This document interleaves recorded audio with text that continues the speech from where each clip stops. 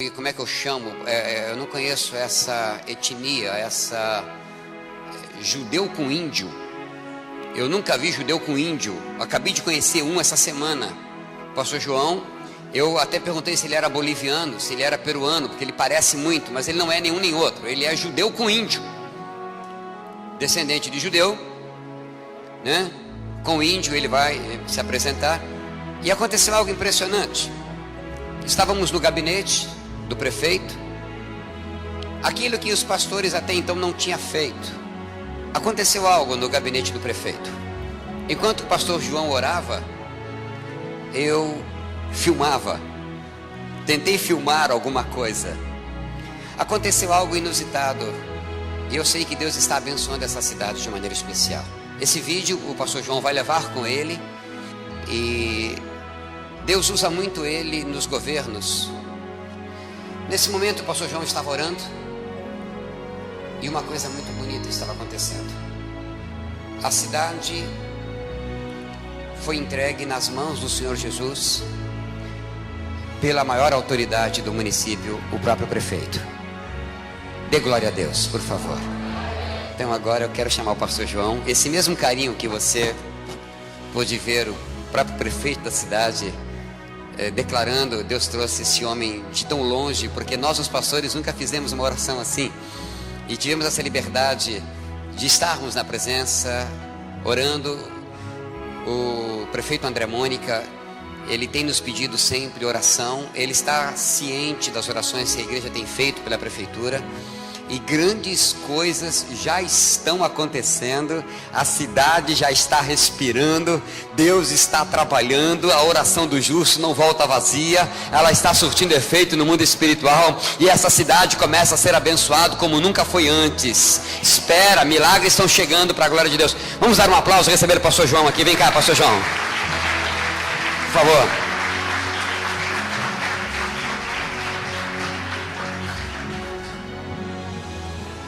Eu disse que ele parece boliviano ou peruano. Para minha surpresa não é. Mas ele vai nos passar algo agora. Eu vou deixá-lo navegar. Hoje ele é o mensageiro da noite. Essa semana ele volta para Palmas, para Tocantins, onde ele é um pastor itinerante, a serviço da sua igreja em São Paulo. Ele está no Tocantins, servindo a Deus ali. E eu conheço pouco daquela região, mas de Tocantins, Deus o leva à nação inteira e faz grande obra com ele. Então vamos deixar esse momento para o Espírito Santo falar. Pai querido, aqui está o teu servo, e com grande alegria, ó Deus, ele marca a presença do Senhor aqui conosco, ó Pai, entregando o recado que vem de tua parte. Usa-o, ó Pai, com toda intrepidez e ousadia, no nome de Jesus te pedimos, amém. João. A gente que conhece muitas igrejas por esse Brasil afora, a gente tem dificuldades em cumprimentar a igreja, porque cada igreja que a gente chega tem uma maneira de saudação, não é? Uma saudação diferente. Paz do Senhor, paz de Deus, graça e paz. E eu estava observando na palavra de Deus e entendi que Jesus, ele não manda a gente pronunciar uma frase de paz às pessoas, propriamente dito. Ele manda que a gente transmita a paz que está nas nossas vidas para as pessoas. Então eu gostaria que você ficasse de pé, tá bom? Fica de pé aí. Fica bem de frente com seu irmão assim, olha bem no olho dele, abre um sorriso e transmite essa paz que está na sua vida para ele, em nome de Jesus. Dá um abraço bem forte. Amém? Isso é diferente. Se ele não receber a paz, ela volta para você de novo, tá? Louvado seja o nome do Senhor. Meus amados irmãos, nós tínhamos falado acerca daquele documentário lá da Colômbia. Então nós vamos fazer o seguinte, é algo extraordinário que vocês vão ver aqui. Eu não vou pregar agora não, tá? Nós vamos ter mais 25 minutos. Eu quero dizer para você, nessa noite que você veio aqui, que a sua vida vai mudar, que a vida dessa igreja vai mudar de hoje em diante, que a visão do reino de Deus será ampliada na sua vida. se você está preocupado se eu sou judeu, boliviano. Não, eu gostaria que você desse uma olhadinha lá em Isaías 53. Você vai ver aquele personagem lá de Isaías 53, que eu achei ele muito parecido comigo, sabe? E eu resolvi seguir aquele personagem. E hoje a gente se identifica muito bem e ele me leva pelo Brasil todo, pregando para pessoas bonitas como vocês, tá bom? Então vamos assistir um documentário. Nós estamos trabalhando em cima, vocês viram aí esse episódio com o prefeito. Eu tenho mais outros prefeitos que nós temos ministrado na vida deles, mas eu quero só contar para vocês que Deus fez uma mudança radical na minha vida. E Ele agiu na minha vida, mudou minha vida. Eu era apenas um religioso, depois Ele mexeu no meu casamento. Se der tempo a gente vai falar disso aí. E depois Ele começou a nos dar umas visões, uns sonhos de peixes grandes. E eu morava em São Paulo, achava que ia voltar para a Amazônia para pescar e para comer peixe, porque eu gosto das duas coisas. E daqui a pouco Ele me coloca diante dos peixes grandes. Juiz, advogado, promotor, prefeitos, deputados, senadores, governadores. E nós temos um trabalho especial entre essas pessoas, não perdendo o foco dos necessitados, dos carentes, dos ribeirinhos. Nessa noite, nós queremos compartilhar com vocês um documentário da transformação de uma cidade, que era um referencial de violência no mundo. Era pior do que Bagdá, era pior do que o Rio de Janeiro. E quando eu assisto esse documentário, eu sou desafiado a crer que o Rio de Janeiro tem jeito. Vocês vão assistir agora, em nome de Jesus. Atos 3, 19 em diante. Tem uma palavra aqui que Pedro está pregando e dizendo, fazendo um grande apelo, dizendo: arrependei-vos, pois, e convertei-vos, para que sejam apagados os vossos pecados, e venha assim um tempo de refrigério pela presença do Senhor. E envie Ele a Jesus Cristo, que já dantes vos foi pregado, o qual convém que o céu contenha até aos tempos de restauração de tudo, dos quais Deus falou pela boca de todos os seus santos profetas desde o princípio. Restauração de tudo. Meus amados, o Senhor está restaurando todas as coisas. E Ele deixou para fazer muitas coisas em termos de restauração nesses últimos dias. A gente vê a restauração da música, a gente vê a restauração de tantas coisas, mas Deus, de um modo geral, está restaurando a igreja. Esses dias eu estava preocupado com a evangelização. Eu fiquei muito preocupado porque nós estamos vendo Jesus voltar. Os sinais estão aí acerca da vinda de Jesus. Nós temos muitos programas, nós temos muitas coisas a fazer nessa vida, temos muitos planos, muitos projetos, mas a realidade é que a vinda de Jesus é uma realidade que vai acontecer brevemente. E eu sempre digo que o maior sinal da vinda de Jesus é que quase ninguém está esperando Jesus nos nossos dias. E Ele disse que viria num tempo em que o povo não estaria esperando Ele. Então esse se torna o maior sinal. E nós temos observado o seguinte, é que Ele está restaurando todas as coisas. E eu ficava assim preocupado: Senhor, mas nós temos muitas pessoas a ser alcançadas para o Evangelho. Existe um desafio missionário muito grande, porque são muitas pessoas, poucos são os ceifeiros. E a gente fica contente de chegar aqui nessa igreja e ver que a igreja está motivada a investir no reino de Deus, na obra missionária. E eu estava preocupado com a multidão de pessoas que têm a ser alcançados, e nós não estamos fazendo quase nada, ou somos poucos, ainda que a gente venha se esforçar demais. Então eu fiquei preocupado com isso, Porque os dias estão chegando. Jesus falou acerca de geração, da última geração, e ele disse que não passaria. E a gente começa ali ver que esse tempo é chegado. Mas ainda tem uma multidão a ser alcançada. Aí eu me lembrei, o Senhor me levou lá em Josafá.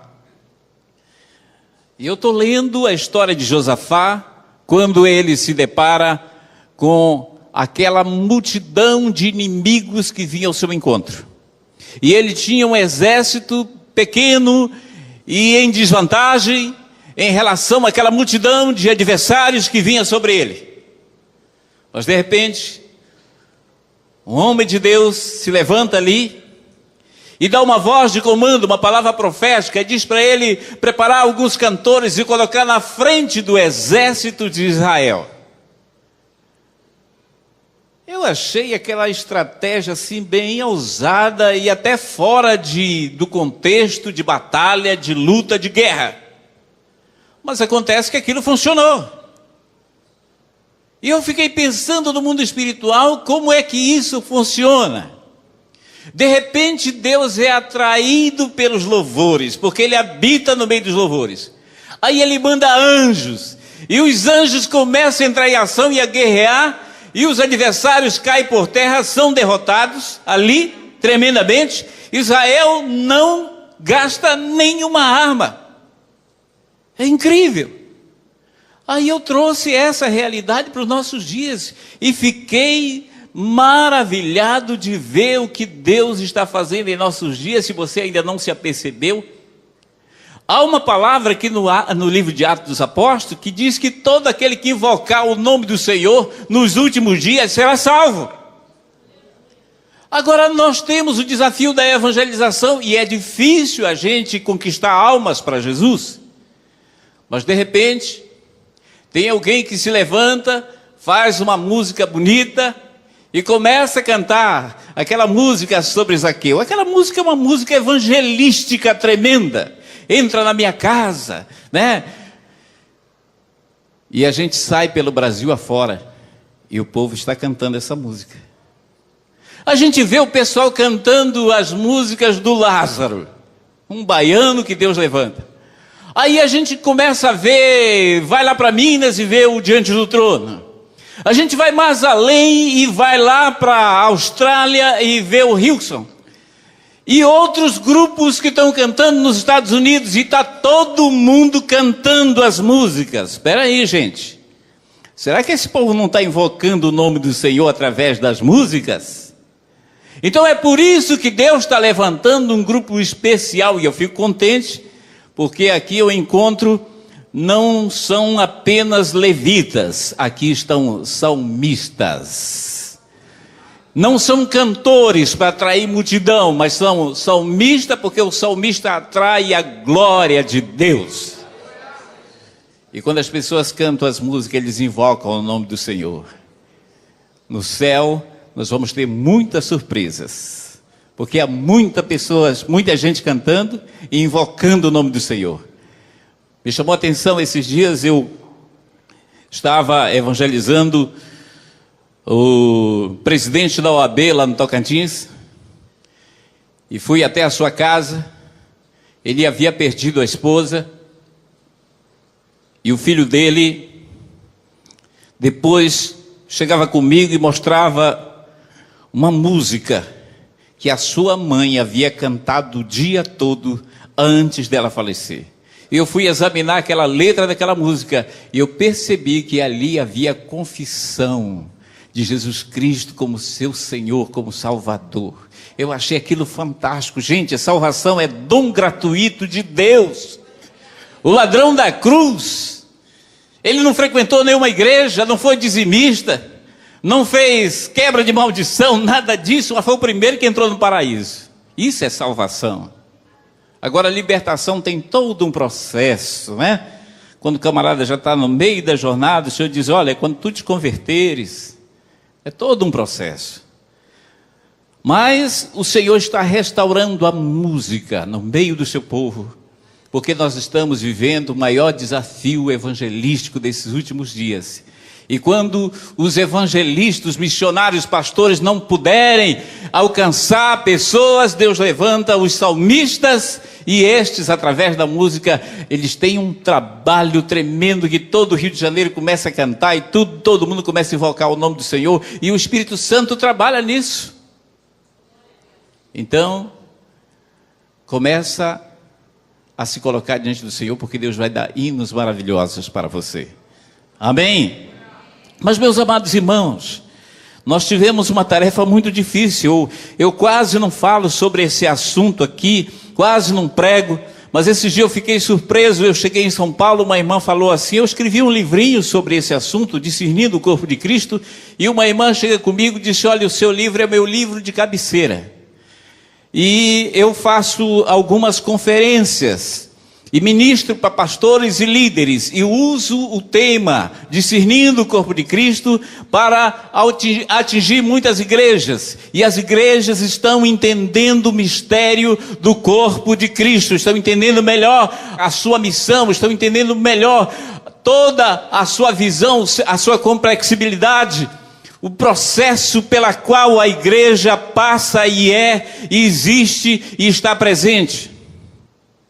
O Senhor Jesus, falando em São João, capítulo 17, versículo 22, onde Jesus está falando acerca daquela oração sacerdotal, e essa oração sacerdotal para mim é algo extraordinário, porque essa oração não foi feita por uma pessoa qualquer, por um apóstolo qualquer. Essa oração foi feita por Jesus Cristo, e eu creio que dificilmente, jamais, eu posso dizer jamais, o Pai irá deixar de atender essa oração do seu Filho. João 17. E nessa oração, o foco dessa oração, ele roga ao Senhor Deus pela unidade da sua igreja. Vamos ler aqui em João 17, 20 a 21, diz assim, rogo não somente por estes, mas também por aqueles que vierem a crer em mim, por intermédio da sua palavra, a fim de que todos sejam um, como és tu, ó Pai, em mim, e eu em ti, também sejam eles em nós, para que o mundo creia que tu me enviastes.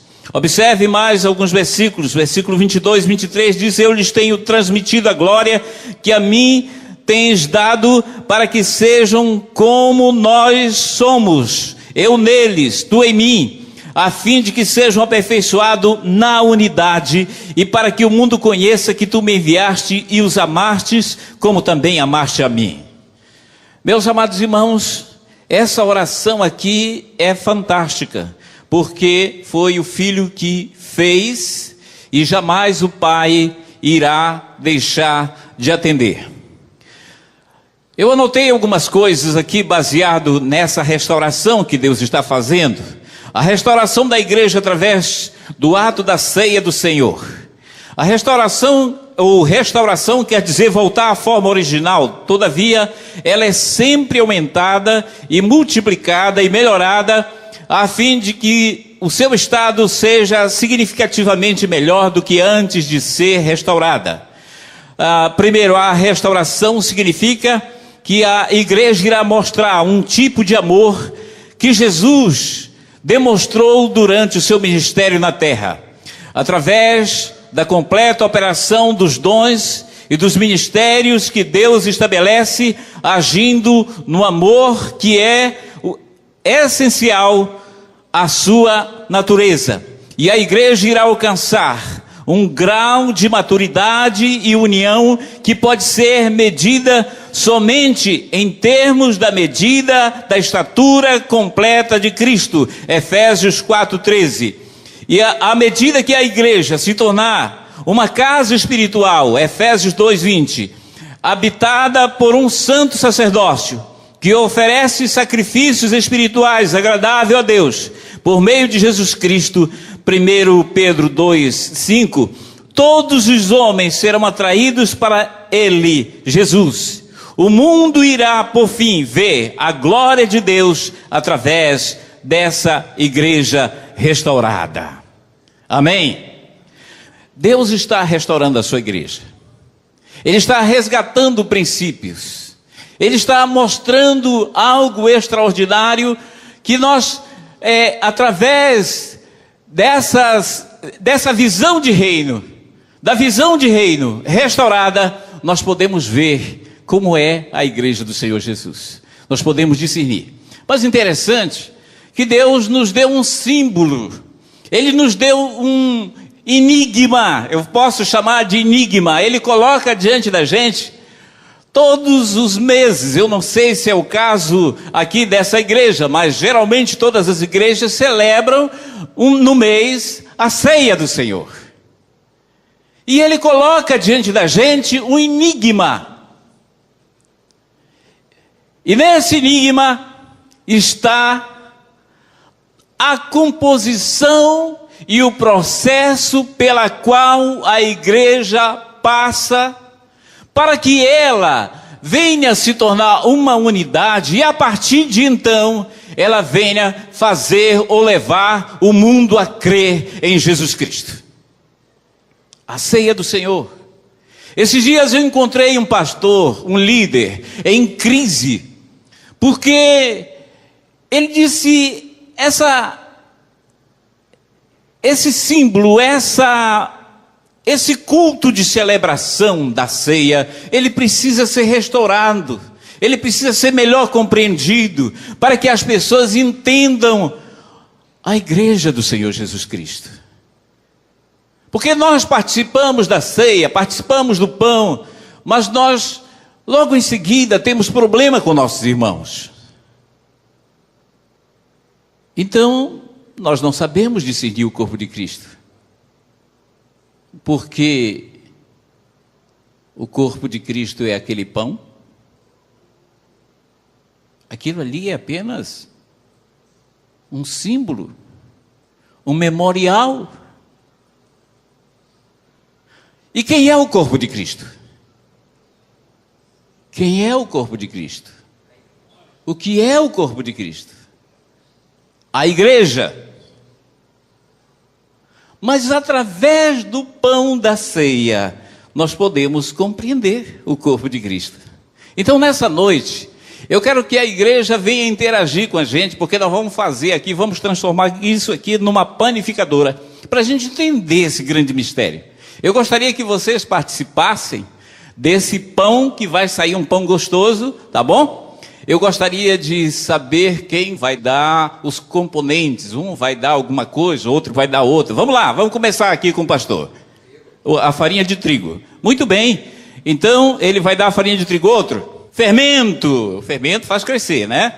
Outro, o sal. Muito bem, já está ficando gostoso. E o outro? Água. O pão tem água, né? Que mais? Bora lá. Vamos fazer um pão bem gostoso. Pode pôr açúcar também, não tem problema não. Eu quero saber quem vai dar mais algum componente aqui. Ovos, pode ser. Muito bem, vamos lá. Vamos começar a fazer esse pão aqui. Olha, eu quero dizer para vocês o seguinte. Que todos esses componentes que vocês falaram, diz respeito à igreja do Senhor. O pastor deu o trigo. O que a Bíblia fala a respeito do trigo? Fala a respeito da morte de Jesus em favor da igreja. Ele disse: o grão de trigo cair na terra e morrer, ele nasce e dá muitos frutos. João 12, 24. Alguém falou aí de sal. O sal representa o quê? Representa a virtude que a igreja precisa ter para que a terra não apodreça. O sal, a igreja, ela traz uma conservação para que o mundo não venha apodrecer. O açúcar é a palavra doce que a igreja precisa ter. Salmo 119, versículo 103. A água, nós cantamos aqui. A Bíblia diz que rios de água viva fluirão daquele que crê e salta para a vida eterna. João 7,38. O óleo, alguém deu óleo aí? Deu? Eu creio que sim. O óleo representa a unção que a igreja precisa ter para permanecer unida. Salmo 183. E o fermento Não é o fermento dos fariseus, não. É um fermento que faz com que a igreja cresça. Está em Mateus 13:33. Toda a composição da igreja. Eu vou seguir essa receita de Jesus aqui, que Jesus faz isso que nós gostaríamos de fazer nessa noite, que vamos fazer nessa noite. Ele, em Mateus 13:33, vamos usar a receita de Jesus, mas só que nós vamos trazer para o nosso pão ocidental, francês, né? Que a gente está mais familiarizado com ele e que tem a ver com esses elementos aqui. Muito bem. A minha esposa estava fazendo um pão, e ela faz um pão muito delicioso. E um dia ela me convida para fazer o pão com ela, e era o pão da ceia. E lá estava todos aqueles ingredientes para formar o pão. Ela vai pedindo, me dá o trigo, eu passo o trigo para ela, me dá o sal, eu passo o sal, e assim por diante fomos fazendo, e coloca dentro de uma bacia depois. E eu estava querendo escrever ou entender alguma coisa sobre esse grande mistério. Eu queria entender o processo da igreja, eu queria entender a realidade da igreja. E de repente, o Senhor abre meu entendimento e eu olho para aqueles elementos ali, aqueles componentes. E o Espírito Santo começa a falar comigo e dizer: olha, é assim que se encontra a minha igreja. O sal em si tem gosto de pão. O trigo em si tem gosto de pão. O fermento em si tem muito menos, não tem. Nenhum desses elementos tem gosto de pão. E muitas vezes é dessa forma que nós estamos querendo nos apresentar à humanidade para que ela venha a crer, mas falta algo no nosso meio. E muitas vezes estamos individualizados. E esses individualismo causa problema, causa divisões, causa toda uma problemática que surge no meio da igreja. Porque nós queremos manter a nossa identidade, a nossa individualidade. E dessa forma nós não conseguiremos atingir aquilo que é o projeto de Deus em relação às nossas vidas, ou seja, a sua igreja. Nessa noite, eu quero dizer para você que você está convidado.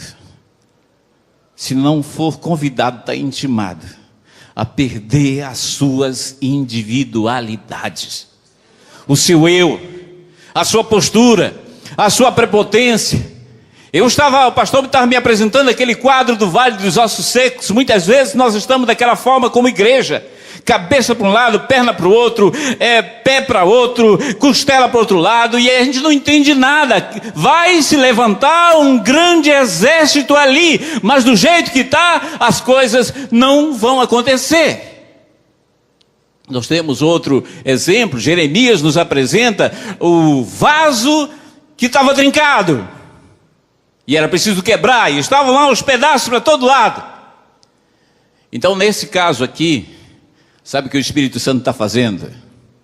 Ele está fazendo isso, ó. Ele está mandando um vento forte para a sua igreja nessa noite. Ele está remexendo as estruturas, ele está colocando coisas. É por isso que eu me encontro aqui no Rio de Janeiro. Tem gente aqui que vai lá para o norte, outros vêm para cá, outros vão para ali para o outro lado, porque Deus está mandando um grande redemoinho e está mexendo esses elementos, e nós estamos quebrando as nossas individualidades, as nossas diferenças, para tornarmos uma massa homogênea. O Senhor está fazendo isso. E isso é necessário. Nós não podemos prosseguir dessa forma. Nós temos que perder as nossas individualidades. Nós temos que nos misturar. Acepção de pessoas, prepotência, orgulho. Esse é o grande problema para que a igreja não se sinta uma massa. O Espírito Santo está fazendo isso. Amém? Nessa noite eu pergunto: você vai continuar como está? Individualizado? Ou quer se tornar uma massa? Quer se misturar com a igreja de Jesus Cristo, quer fazer parte dessa igreja maravilhosa que vai morar no céu. Amém? Quantos querem fazer isso? Quantos estão perdendo o seu individualismo, o seu eu? Nessa noite, levanta a sua mão bem alta, em nome de Jesus, porque Deus está quebrando as nossas individualidades. Amém? Pode baixar a mão. Louvado seja o nome do Senhor.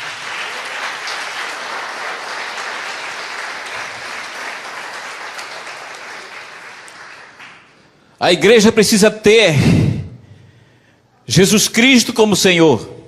Só assim ela irá ser o sal da terra e terá uma palavra doce, cheia de amor. E dessa forma, rios de água viva fluirão. E à medida que as pessoas sedentas forem alcançadas por esse rio, o reino de Deus estará crescendo. Amém? Amém.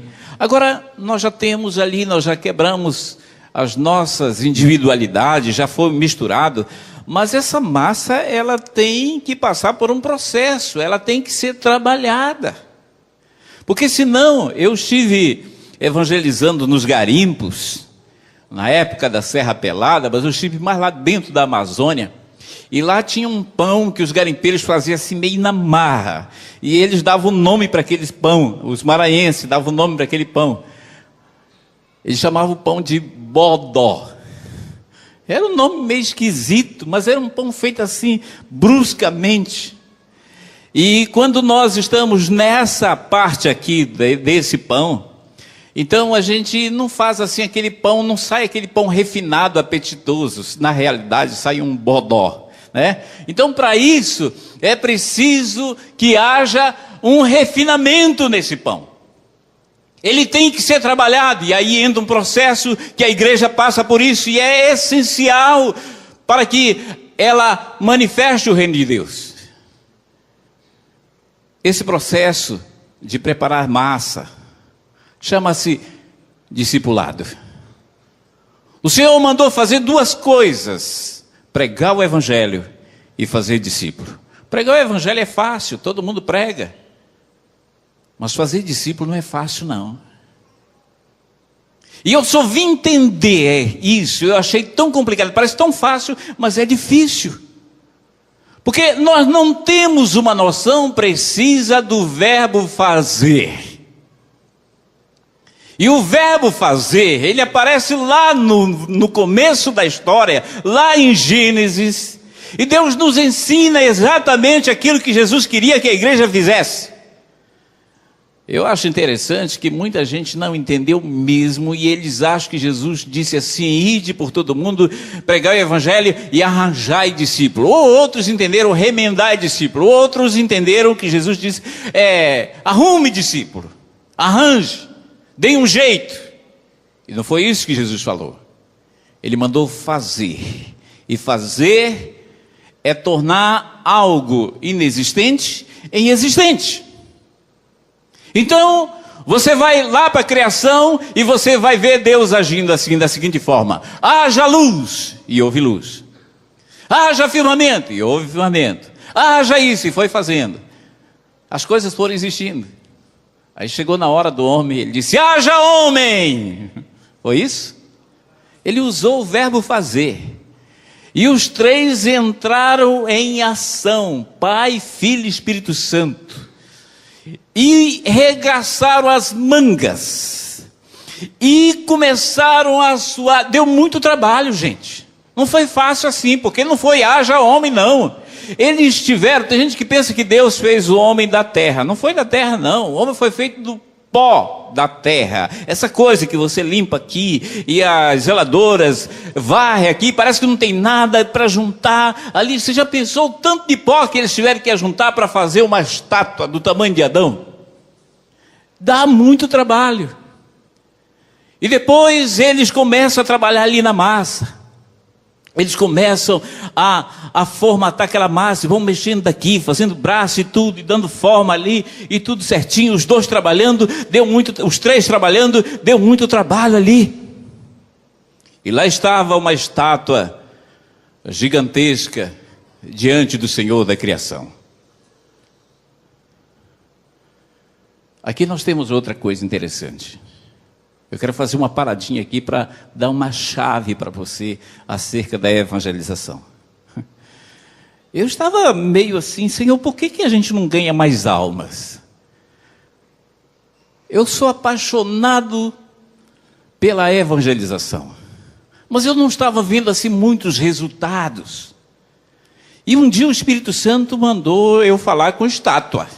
Você tem que aprender a falar com estátua. Eu fiquei, meu Deus, aonde está essa doutrina? Ele está lá no começo, é a doutrina mais antiga. E eu fui lá para Gênesis e vejo aquela estátua de Adão, ali na frente do Senhor. E depois ele me leva lá para o Salmo 115, versículo 8, onde está escrito que aqueles que são seguidores ou adoram ídolos, eles se tornam semelhantes aos ídolos. Ou seja, eles têm boca, mas não confessam Jesus como Salvador.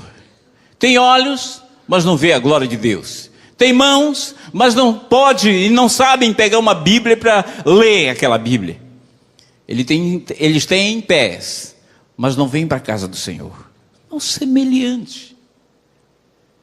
E a dificuldade que a igreja tem para ganhar almas, para ganhar pessoas, exatamente está aí. A igreja precisa aprender a falar com estátua. Nessa noite você vai aprender a falar com estátua. Amém? Sabe como é que a gente fala com estátua? Como a gente age com essas estátuas? A gente tem que soprar. Tem que soprar. Não foi isso que aconteceu? O Espírito de Deus que soprou na vida de Adão é o mesmo Espírito que está com a igreja. Às vezes, o problema é tão sério que as pessoas perderam o livre-arbítrio, meus amados. Muita gente está assim, em cima do prédio, para se jogar. A vontade dele é se jogar. Ele perdeu a noção. Perdeu, ficou frustrado. Então a gente chega no nosso modo evangeliquez e chega lá com ele e diz: meu amigo, não faça isso com a sua vida. Nós vamos fazer o seguinte, olha, nós temos um grupo de jovens, umas moças, se é um rapaz que está querendo se jogar ali, um grupo de moças lá na nossa igreja que canta muito bem. Elas vão cantar aqui uns hinos para você e esse hino vai ser muito comovente, no final vai haver um hino de apelo e ele está lá querendo se jogar. Agora faz o seguinte, depois vem uma mensagem aí de mais ou menos 1 hora e você vai ouvir esse sermão. Depois vai ser feito o apelo e vai vir outra música. E se você sentir-se comovido, levante a sua mão. Essa é a nossa maneira de evangelizar. Mas nesse caso aqui, a palavra que temos é resgate. E resgatar, meus amados irmãos, o camarada está querendo se jogar, o bombeiro chega assim, pega ele, contra a vontade dele, e resgata. E nós temos feito isso. As pessoas perderam o livre-arbítrio, as suas mentes estão manipuladas pelo diabo, e eles não têm noção para onde vão. Mas nós somos luz, somos sal, temos o sopro de Deus na nossa vida. E quantas vezes eu tenho chegado com pessoas, autoridade, pessoas assim como chegamos com o prefeito, coloca a mão no ombro dele e fala aí, vamos fazer a estátua falar, Senhor Jesus. Quando ele diz Senhor Jesus, a vida já entrou nele, porque a palavra de Deus diz que aquele que confessa Jesus como Senhor e no seu coração crê que Deus ressuscitou dentre os mortos, tem a vida eterna. Nós temos que aprender a dar sopro. E o Senhor passa aquelas suas virtudes para Adão, passa a sua visão, passa o seu caráter, passa a sua beleza, passa toda a sua estrutura. O homem passa a ser a imagem e semelhança de Deus. Quando essa pessoa também confessa Jesus como Senhor, você tem que fazer exatamente isso. Entre o processo discipulado, você tem que passar a sua visão, o seu caráter, todas as suas virtudes para a pessoa. Daqui a pouco ele está igualzinho você. É isso que é discipulado. A igreja precisa aprender isso. A igreja precisa ser restaurada nessa área. Aprender a falar com estátua e fazer discípulo, fazer a estátua falar. aí você trabalha no crescimento e ele vai chegar à estatura de varão perfeito. Amém? Aleluia. Agora nós já temos trabalhado a massa. Vamos correr um pouquinho mais. Estamos aí com a massa trabalhada. O que vem agora? A massa está lá bonitinha, tudo certinho, está no jeito ali, mas muitas vezes a gente se acomoda com essa situação, a gente fica muito acomodado. E eu fico preocupado com essa situação de muitas igrejas por aí que estão acomodadas e não tem uma visão evangelística, missionária, e a gente fica acomodado só em Jerusalém. Tá bom, nós estamos aqui unidos, estamos funcionando muito bem, Deus está fazendo milagres, está fazendo maravilhas, os sacerdotes estão se convertendo, nós temos aqui a área social que está sendo suprida, estamos consagrando alguns diáconos e estamos fazendo tudo isso aqui, o pessoal está repartindo pão de casa em casa, tem células funcionando e tudo mais. Essa era a estrutura da igreja em Jerusalém, que era a melhor que já existiu na igreja. Eles ganhavam 3.000 almas por dia, no outro dia mais 2.000 e assim por diante. É uma igreja que serve de padrão para todas as igrejas em todo o percurso da sua história. Todo mundo estava contente. Agora pergunta se Deus estava contente. Eles perderam aquilo que é prioridade no reino de Deus. Eles perderam a visão do reino. Eles perderam a visão evangelística, a visão missionária. E sabe o que aconteceu? O processo que acontece com o pão agora, sabe qual é? O cilindro. Deus mandou o cilindro, o aperto, e a igreja teve que sair e se espalhar. A massa se espalhou. Filipe se destaca, e Estevão também, com o ministério evangelístico. Eu acho interessante que Deus, ele focaliza a vida desses dois homens. De Estevão, a Bíblia focaliza o sermão que ele fez, que não foi tão pequeno, entendeu? E ela focaliza em detalhe, porque na realidade o Estevão não era um diácono, ele era um evangelista que estava disposto a encarar as autoridades religiosas da época. Mas outro destaque vem para Filipe, e eu me passo para Filipe. Eu acho interessante, porque Filipe, ele deixa Jerusalém, vai a Samaria, ganha uma multidão, só que ele não era pastor. Então ele chamou Pedro e João para consolidar aquele grupo. Ele era evangelista. E ele vai para o deserto para ganhar uma pessoa. Ele chega lá no deserto, sabe o que acontece? Vai passando um carrão da época e ele se utiliza daquele carrão. E faz a sua obra missionária ali, faz a sua obra evangelística, cumpre a sua missão. Depois ele precisa voltar. E não tinha mais carrão. Então Deus providenciou um avião supersônico de última geração, super a jato, e transportou Filipe. Transporte aéreo, para chegar no outro ponto estratégico, para continuar a sua missão. Essa era a visão evangelística da igreja. O Senhor disse não àquela estrutura que estava ali acomodada, e a massa teve que se espalhar, e a obra missionária teve que ir à frente, e começou a se utilizar de carrões e transporte aéreo. Esse dia eu estava na Donep, no Rio de Janeiro, e o Maurício Cerulo, que é muito conhecido no meio evangélico, dá um testemunho lá, dizendo que Deus deu um avião para ele de 35 milhões de dólares para fazer evangelismo. Muita gente ficou assim. Eu chego aqui em Araruama, o apóstolo Washington fala de que o René Terra Nova comprou um avião agora. E eu vejo outros dando testemunho que ganharam carrões aí. E eu fico olhando a minha realidade assim, andando ainda a pé. Lá na idade das trevas, eu sou evangelista, Deus me levou, mas depois eu conto por que isso está acontecendo. Eu vim resgatar, Deus tem me usado para resgatar esses valores, essa visão, para despertar, e eu estou aqui vibrando, porque a igreja está sendo restaurada, o ministério evangelístico está sendo restaurado, as missões estão sendo restauradas na igreja.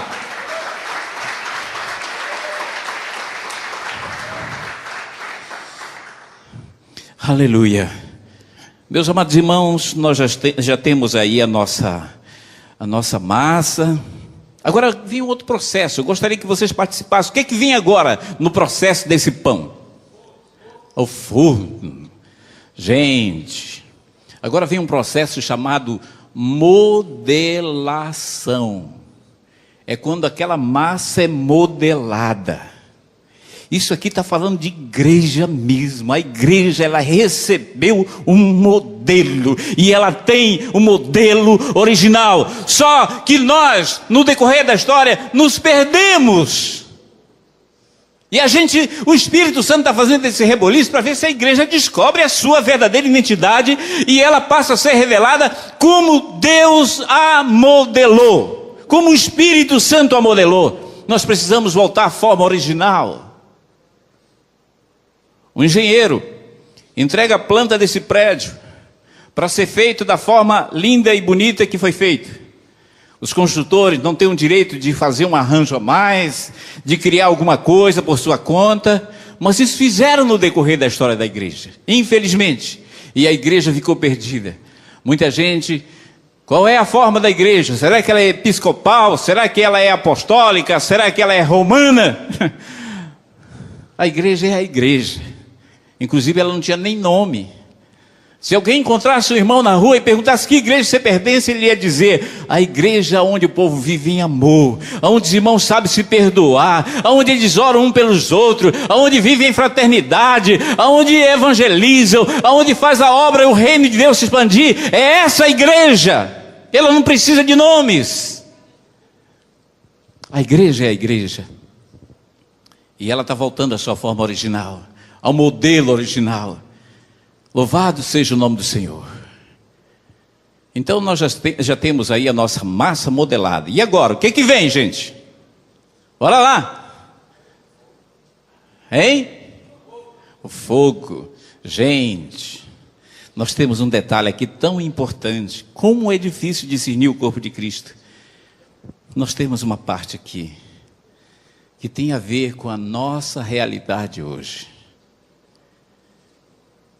É o momento de espera. Eu quero perguntar aqui para a igreja: quantos estão esperando Jesus aqui? Amém? Agora eu vou fazer outra pergunta. Você está crescendo? Você está crescendo? O que você está fazendo para a igreja do Senhor crescer?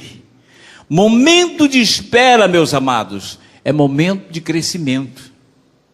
Não pense você que quando Deus diz: meu filho, espera mais um pouco. As moças geralmente, os rapazes, mais as moças, né? Elas são meio desesperadinhas assim, quando se trata de casamento, namorada, essa coisa toda, né?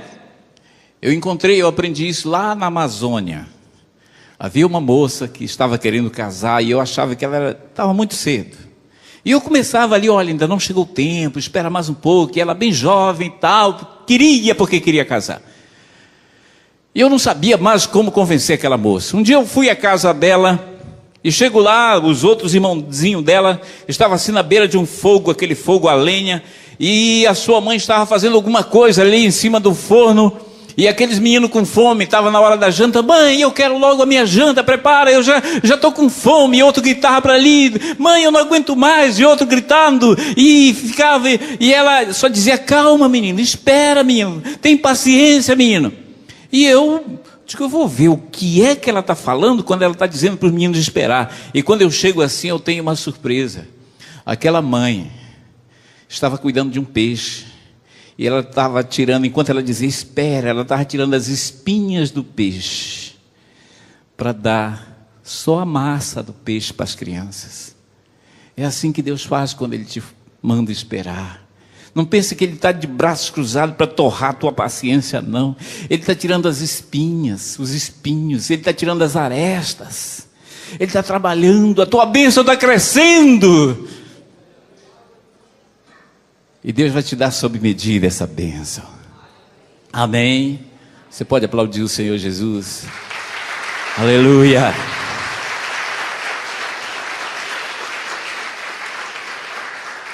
Muito bem. Então nós estamos vivendo esse tempo de crescimento, gente. É tempo de nós aprendermos a falar com as estátuas. Existem muitas pessoas carentes. Deus tem nos levantado ultimamente para levar a palavra de Deus para diversos, como o pastor falou, diversas pessoas aqui. nesse Brasil afora. A igreja precisa crescer e Deus me deu um tipo de evangelismo estratégico. Eu entendi que Jesus fazia evangelismo às massas, mas também ele tinha o evangelismo estratégico. Ele chegava numa determinada área e lá tinha alguém sofrendo há 38 anos. Havia uma multidão ali, mas ele curava o que estava sofrendo há 38 anos, que era o mais conhecido, porque se aquele fosse curado, todo aquele pessoal ali seria evangelizado através daquela cura. Ele chega no outro que estão ali endemoniados, aqueles gadarenos, e ele chega e vai e liberta aqueles homens. Ele não vai à cidade, ele vai aos gadarenos. E aqueles gadarenos levam toda aquela multidão, porque Jesus depois faz uma multiplicação de pão ali naquele lugar onde aqueles gadarenos foram libertos. E houve um jantar, um almoço, não sei, para mais de 5.000 pessoas ali. E Deus tem nos levado assim. Outro dia o Senhor me levou no Mato Grosso e nós tivemos a oportunidade de ganhar um grande mestre da maçonaria, o homem que tinha o domínio de todo o comércio na mão ali. Ele entregou sua vida para Jesus e agora na Donep ele trouxe pessoas novas convertidas que ele havia ganho. E Deus tem feito assim com a gente. Nós temos chegado em alguns lugares, eu tenho me preocupado com a evangelização. Outro dia o Senhor me leva a uma cidade, e aquela cidade era super fechada para o evangelho no interior de São Paulo. E eu começo a pregar ali, a falar de Jesus para aquelas pessoas, mas ninguém me ouvia, fechava as portas, era um problema sério, e com muito custo eu conseguia chegar a umas 2 almas ali. Levei o evangelho na prefeitura, para o delegado, e comecei a evangelizar e nada. Depois eu resolvi fazer uma grande campanha ali, convidei as igrejas ali ao redor, banda de música, coral, tudo, e reunimos dentro do ginásio de esporte da cidade ali, e ninguém da cidade apareceu, e eu fiquei decepcionado. No outro dia, isso era num sábado, no outro dia, domingo, eu passava lá naquele mesmo ginásio, e o ginásio estava superlotado. Toda a comunidade, aquela cidade comandada por marianos estava ali naquela festa. E eu fiquei cá com meus botões. Interessante, ontem eu estava pregando o evangelho aqui e ninguém me ouviu. Hoje olha aí essa multidão. Depois eu fiquei sabendo que eles promoviam uma gincana todos os anos ali. E quando eu vou passando, a secretária do prefeito olha para mim e diz: seu João, ainda bem que o senhor apareceu. De que foi que houve? Nós temos essa gincana que nós promovemos aí, temos 2 equipes na cidade, a equipe verde e a equipe azul, e a nossa equipe está perdendo ponto e nós precisamos ganhar, porque todo ano a gente é campeão e a gente precisa ganhar. E eu digo: o que eu tenho a ver com isso aí? Ela disse: seu João, é o seguinte, logo mais vai haver uma sequência de perguntas e respostas bíblicas. E nós convidamos um seminarista lá de São José do Rio Preto para vir representar a nossa equipe. Quando ele chegou diante dessa multidão, ele amarelou. Seu João, não dá para o senhor representar a nossa equipe? Eu digo: é agora mesmo, vamos lá. E eu entrei, e daqui a pouco anunciaram lá: agora vamos chamar o representante da equipe azul. E entrou lá um coroinha para representar outra equipe. Aí chamaram o representante da equipe verde, eu entro, ninguém conhecia, nem o pessoal da minha equipe conhecia. Um desconhecido no meio da multidão. Aí eu entro lá no ginásio, e daqui a pouco vem as perguntas, e eu começo a responder aqui, o pessoal começaram a perceber que eu entendia um pouquinho de Bíblia, e começou a aparecer minha torcida aqui, o pessoal soltava fogos, batia o tambor, e fazia aquele barulhaço tremendo, e eu fui respondendo, e comecei a ir na frente, e o rapaz vai aqui atrás de mim, e as perguntas eram fáceis demais. E daqui a pouco fizeram uma pergunta: como se chamava o pano que envolveram Jesus quando ele foi sepultado? Eu coloquei lá um pano de linho fino. Outro rapaz lá respondeu: o santo sudário. Ponto para ele, 0 para mim. Palmas para ele e vaia para mim. Aí eu me levantei no ginásio. Escuta aqui, vocês me chamaram aqui para fazer perguntas bíblicas. É isso mesmo. E vocês queriam resposta bíblica? É isso mesmo. Só que essa resposta que o moço deu aí não está na Bíblia. Como assim? Não está na Bíblia. Mas como? Aí lá vem o chefe dos marianos, que era chefe da minha equipe. Eu digo: é aqui que eu vou colocar fariseu quando eu saio dos seus e vou tirar o corpo fora. Aí ele veio e chegou comigo: o que foi? Eu digo: a resposta que o moço deu aí não está na Bíblia. Não está mesmo? Não. Vamos lá para o júri. Foram lá para o júri. Anula a pergunta. Ah, meu irmão, o moço queria sair correndo ali no meio do ginásio, doido. E a minha equipe vibrando aqui. Nós ganhamos aquela parada. Saí daquele ginásio que nem um Pelé quando saía do Maracanã. Era todo mundo querendo me abraçar, todo mundo querendo me cumprimentar. E naquele dia nós ganhamos aquela cidade para Jesus. O nome do Senhor foi glorificado ali naquela cidade. Deus tem nos chamado para conquistar cidades. E nós temos diversos prefeitos que nós estamos ministrando com eles para mudar essa cara dessa nação em nome de Jesus. E Deus te levanta hoje também com essa unção, porque eu quero transmitir para você essa unção de conquista de cidades, de conquista de nação. Amém? Muito bem, então é tempo de crescimento, meus amados irmãos. A massa tem que crescer, nós temos que crescer. Cresça em entendimento, cresça em estatura de varão perfeito, mas cresça também ganhando almas para o reino de Deus. Nessa noite, receba essa missão, que isso seja restaurado na sua vida, em nome de Jesus. Muito bem, agora sim, chegou a hora. O nosso pão vai para o forno. Está tudo certo? Agora sim podemos levar o nosso pão ao forno? Amém? Esse forno se chama provação. Deixa eu te dar uma palavra. Deus começou a ministrar no meu coração quando Ele falou comigo e tratou comigo na área de casamento, tratou comigo na minha área da fé. Eu casei com a minha esposa de novo, depois de 16 anos de casado.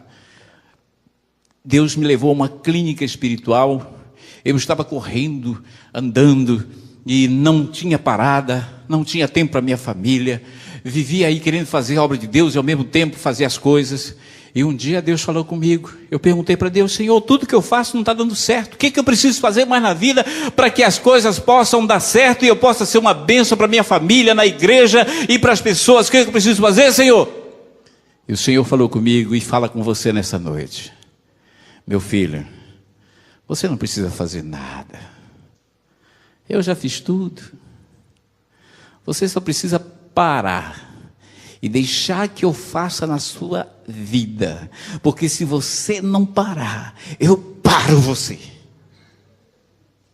Ele falou isso para mim. E eu parei.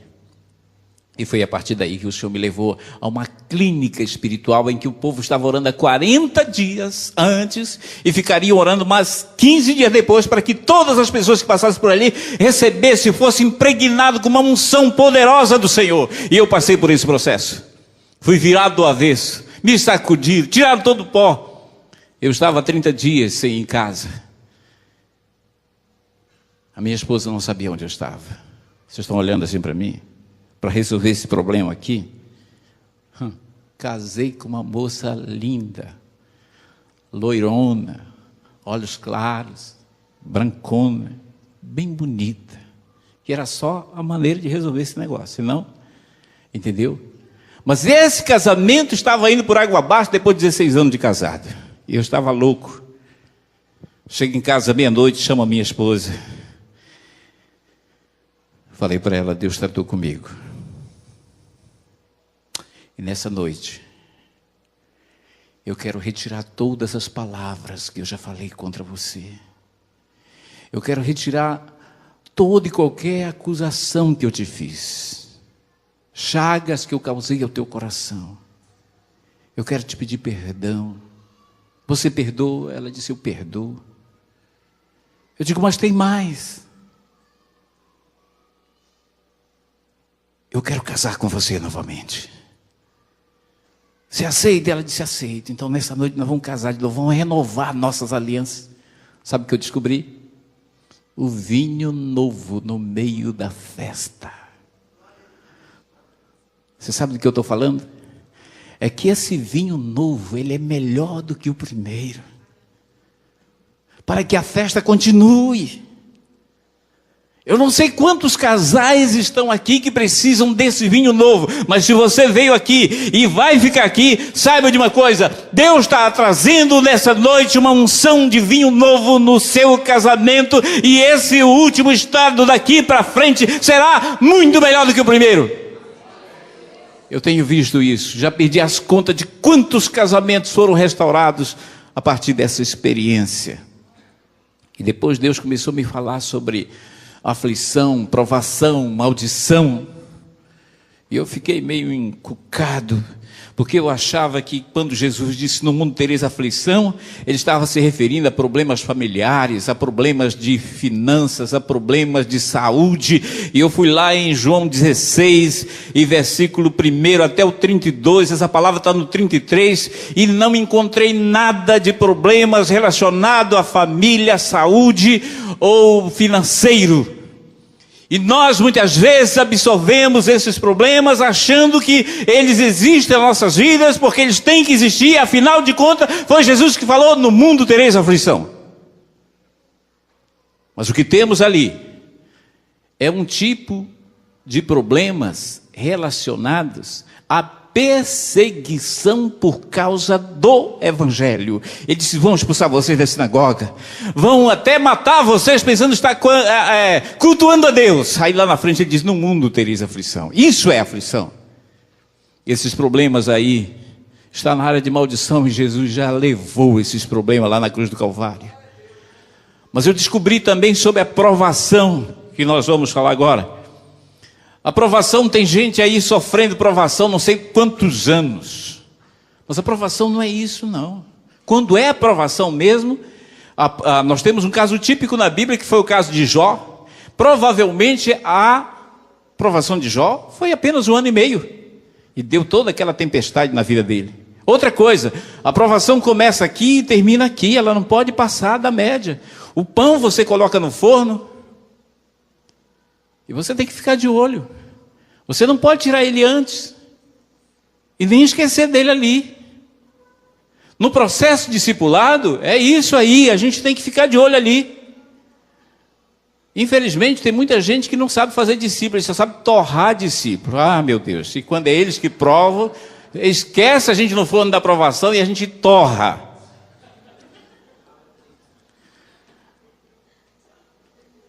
Provação, esse brinco que você tem na orelha passou por provação, essa pulseira que você tem no braço passou por provação, só que ela não podia ficar lá o tempo todo. Quando Jó entra no processo de provação, ele era um homem justo, temente a Deus, fiel, um homem que orava, intercessor. Por que um homem desse tem que passar por provação? A provação não é um estado entre o ruim e o bom, entre o mal e o bom, mas é um estado entre o bom e o excelente. Tá bom? Tá, mas eu quero mais de Deus. Eu estou buscando mais, eu quero mais aperfeiçoamento. Meu filho, tem que passar por provação. E a provação acontece exatamente quando a gente está mais fiel a Deus, temente a Deus, é que vem a provação. Quando isso, a provação vem dessa forma. Entendeu? Não é porque você pecou, porque errou, porque fez coisa. Nada disso. É quando você está fiel, quando você é fiel. Jó, ele fala acerca disso.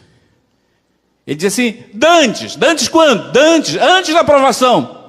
Eu conhecia Deus só de ouvir falar. Aí depois da provação, o que acontece? Agora, eu vejo, meus olhos te veem. Depois da provação. Provação é isso.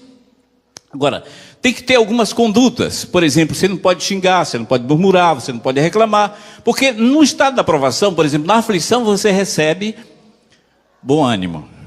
Tem que ter bom ânimo. E bom ânimo você não pode perder nunca. Na provação você recebe a graça do Senhor. E ela começa aqui e termina aqui. Agora observe bem uma coisa. Quem era o agente da provação? Satanás. Ele veio matar, roubar e destruir. E quando o ladrão roubava, segundo a lei, ele tinha que devolver em dobro. Não foi isso que aconteceu com Jó? Então saiba de uma coisa. Deixa eu te dar uma notícia para você, meu irmão. Recebe aí essa notícia. Hoje Deus está tirando você do estado da provação. E tudo que você perdeu durante esse processo, você tem o direito de reivindicar e receber em dobro. Em nome de Jesus, receba isso nessa noite. Em nome de Jesus Cristo. Deus está tirando da provação nessa noite. E Ele vai multiplicar. E você vai resgatar. E vai recuperar todo o tempo perdido. Amém? Já estou terminando. Agora, muito bem, nós demos um tempo aí, porque o nosso pão já chegou ao ponto. Eu trouxe aqui um pão. Tinha que vir prevenido. Não preparei aqui uma salva especial para ele, mas eu vou usar isso aqui. Olha, meus amados irmãos, aqui está aquilo que o Senhor quer da sua igreja. A oração sacerdotal de Jesus está aqui. Aqui não tem o trigo dizendo, eu estou sozinho aqui, não. O sal não pode dizer, eu estou ali, ó. A água não pode dizer, eu fiquei para cá, para esse lado. O fermento diz, não, eu estou aqui. Não. Todos se tornaram um pão delicioso, saboroso, apetitoso, que o mundo está carente. Jesus disse assim, que quando nós formos que nem o pão, o mundo irá crer em Jesus Cristo. Nós temos que perder as nossas individualidades. Nós temos que perder os nossos valores pessoais para sermos um em Cristo Jesus. E então, as cidades serão conquistadas. Então, o nosso bairro será conquistado, as pessoas serão conquistadas. O nível de unidade é tão grande, é tremendo, irmão. O que Deus quer fazer com a igreja, a gente não se submete a essa unidade. A gente não trabalha em prol disso, não dá prioridade. A gente não sabe nem as consequências disso, mas deixa eu contar uma historinha aqui para você, só para encerrar. Eu tenho um amigo. Eu fiquei sabendo que esse meu amigo estava com câncer. Eu fui um dia à sua casa. E ele havia chegado da quimioterapia. Havia pastores orando por aquele moço. E a gente chegava ali e fazia aquela oração, Senhor, olha para o teu servo, tem misericórdia do teu servo, abençoa o teu servo, olha para o teu servo, para o teu filho e tudo mais. E o dia que eu cheguei ali, eu fiquei espantado daquele quadro e fiquei com o coração apertado. Ele muito meu amigo. Eu comecei a fazer aquela oração por ele. A minha oração era essa, Senhor, tem misericórdia do teu servo, abençoa o teu servo, olha para o teu servo. Aquela oração de sempre. E quando eu estava no meio da oração, orando por aquele homem que estava com câncer, o Espírito Santo falou comigo, ei, você precisa se identificar com ele em oração diante do Pai. Eu fiquei, o que é isso, Senhor? Ele disse, eu vou te dar a palavra. E ele me deu a palavra. E aquela palavra se tornou tão grande, tão responsável diante de mim, que eu não tinha coragem de dizer aquela palavra. Mas olhando, abrindo o olho no meio daquela guerra espiritual, eu olho para aquele homem sem cabelo, magro, agonizante em dor, se contorcendo todo, sem perspectiva de vida, o seu estado era deplorável, as pessoas que estavam fazendo o tratamento estavam morrendo. Eu não aguentei aquela palavra. Eu caí de joelho e eu gritei aquela palavra, e a palavra era essa: Jesus, Ele é meu irmão Jesus.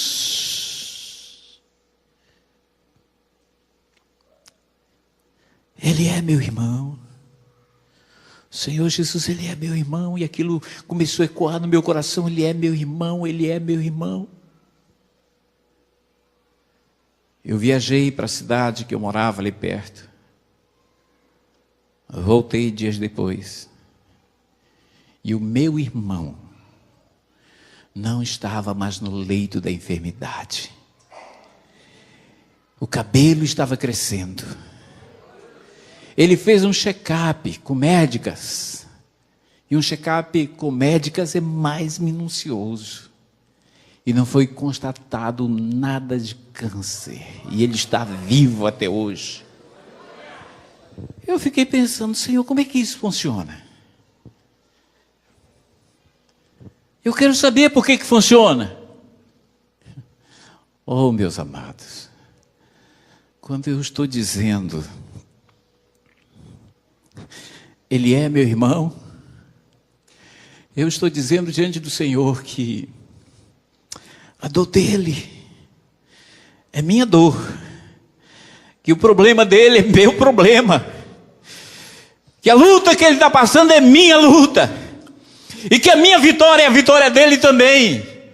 Não adianta eu ficar com aquela doutrina de Caim dizendo que tenho eu a ver com meu irmão. Nós somos irmãos, fica de pé. Nós não somos duas famílias, não. Nós somos uma só família, comprada com o mesmo sangue, meus amados irmãos. E quando a gente começa a se identificar, desce uma unção poderosa, aí desce aquela unção do Salmo 133, e o Senhor vai derramando aquela unção, e ela vai caindo, e ela vai quebrando todo o jugo, e ela vai passando pelo nosso coração, mudando o nosso coração, chega aos nossos pés, e o salmista diz assim: ali o Senhor ordena a sua bênção, e a vida para sempre. Quantas e quantas vezes eu já tive que fazer esse tipo de oração por outras pessoas, e os milagres começaram a acontecer. A igreja irá experimentar um nível de poder do Espírito Santo, de milagres extraordinários, quando nós entendermos esse mistério aqui, quando nós formos um só. O povo aí no mundo, o mundo está sedento, faminto desse pão que é a igreja, e eles precisam se alimentar da igreja, e nós precisamos levar alimento para essas pessoas, porque eles estão se alimentando das coisas mundanas, de música mundana, de tudo quanto não presta. O Senhor me dá uma palavra quando eu saía para cá, acerca desse ato aqui. Isso aqui, meus amados, não foi feito para colocar em vitrine. Pão não é feito para colocar em vitrine. Muitas vezes nós queremos viver que nem a igreja de Jerusalém, ficar lá acomodado. Você foi chamado para alimentar as pessoas, para sair do seu comodismo, para levar a palavra às pessoas. Nessa noite, quantos aqui trouxeram um amigo, uma pessoa que ainda não conhece Jesus, que está aqui pela primeira vez, ou numa igreja evangélica, ou vem diversas vezes, mas ainda não fez um conselho? Quantos dos irmãos trouxeram alguém visitante? A senhora trouxe casal aí? Eu gostaria de que a senhora viesse com eles aqui à frente. Nessa noite, foi o Espírito de Deus que trouxe vocês aqui. Foi o Senhor que trouxe aqui. Vocês estão vivendo uma vida quase que rotineira, e isso acaba, desgasta casamento, desgasta a nossa vida, e a gente pergunta: Senhor, tem algo melhor? Aonde está Deus? Questiona. E nessa noite, essa história vai ser mudada, porque Deus coloca um fim nesse ciclo de rotina e dá para vocês uma vida nova. Ele vai mudar toda a história, e é Ele quem apaga todos os pecados, é Ele quem te perdoa, é Ele que desfaz toda maldição que estava trazendo problemas financeiros, problemas de saúde, problemas familiares. Hoje, nessa noite, Ele traz uma unção do vinho novo no casamento de vocês, e vocês vão viver uma nova lua de mel a partir de hoje, em nome de Jesus. A senhora crê? Deus faz isso. E o vinho novo é melhor do que o primeiro. Deus está trazendo isso para a sua vida também. Amém. Venha mais para cá, por favor. Vocês aí. Amém. Fica aqui bem de frente. Eu queria, as irmãs aqui, eu queria que vocês levantassem a mão direita assim para o Senhor. Vocês vão orar comigo aqui. Tá? Vamos orar? A senhora aqui. E vocês podem orar junto. Vamos dizer assim: Senhor Jesus. Senhor Jesus. Nesta noite. Eu te convido. Entra no meu coração. Perdoa os meus pecados. E faça em mim morada do Espírito Santo. Declaro, Senhor, que o teu reino já chegou na minha vida. E as portas do inferno não vão poder prevalecer. Escreve hoje o meu nome no livro da vida, para nunca mais se apagar. Eu tomo posse hoje de todos os meus direitos conquistados por Jesus Cristo na cruz do Calvário. Senhor Jesus, eu quero te declarar no fundo do meu coração, do meu íntimo, que eu te amo, Jesus. Eu te amo. Eu gostaria que vocês olhassem para esse povo bonito aqui, tá bom? Essa é a vossa nova família. Eles vão estar orando por você. Vem aqui à frente, dá um abraço neles. Venha, um abraço neles. Venha dar um abraço neles aqui, é a sua nova família. Dê as boas-vindas ao reino dos céus. Declare, profetize na vida deles. O reino de Deus já chegou na sua vida. Deus está despertando essa igreja com espírito missionário. As coisas de Deus são simples, meus amados irmãos. Não tem muito protocolo, não. É simples. Desce depressa, Zaqueu. Hoje me convém entrar na tua casa. O homem nem estava esperando, a mulher não estava nem esperando aquela caravana de Jesus e os seus discípulos. E Jesus não precisa de convite, Ele é o Senhor. É Ele que vai à casa de Zaqueu. E a certa altura, quando ele vê ali o povo arrependido, ele declara: hoje veio salvação nesta casa. E hoje veio salvação na vida dessas pessoas. Nós temos a chave, é só saber ligar. Muito bem, chegou mais alguém? Amém. Olha só, eu fiz um desafio para o pastor.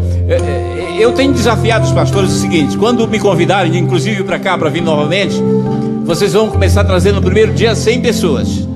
E as 100 pessoas vão aceitar Jesus. Se for 10 dias, vai ser 1000, no nome de Jesus. Amém? Jesus te ama, tá? Hoje eu renovo, Senhor, a minha aliança com o Senhor. Perdoa, Senhor,